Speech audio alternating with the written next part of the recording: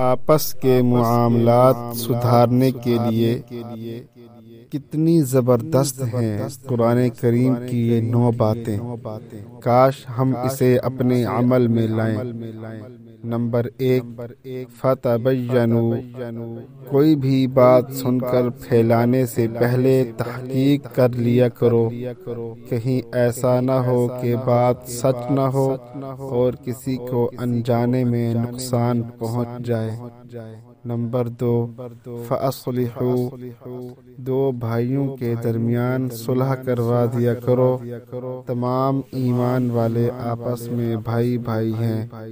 Number 3، وَأَقْسِطُوا، ہر جھگڑے کو حل کرنے کی کوشش کرو اور 2 گروہوں کے درمیان انصاف کرو، اللہ کریم انصاف کرنے والوں کو پسند فرماتا ہے۔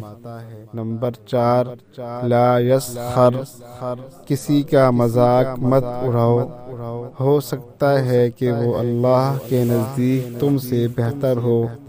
نمبر 5، ولا تلمزوا، کسی کو بے عزت مت کرو۔ نمبر 6، ولا تنابزوا، لوگوں کو برے القابات یعنی الٹے ناموں سے مت پکارو۔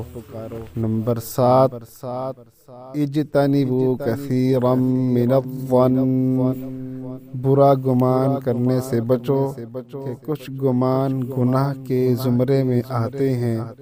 نمبر 8، ولا تجسسوا، ایک دوسرے کی ٹوہ میں نہ لگے رہو، یعنی اپنے دوسرے بھائیوں کی عیب نکالنے میں تجسس نہ کیا کرو۔ نمبر 9، ولا یغتب بعضکم بعضا، تم میں سے کوئی ایک کسی دوسرے کی غیبت نہ کرے کہ یہ گناہ کبیرہ ہے اور اپنے مردہ بھائی کا گوشت کھانے کے مترادف ہے۔ سورۃ الحجرات۔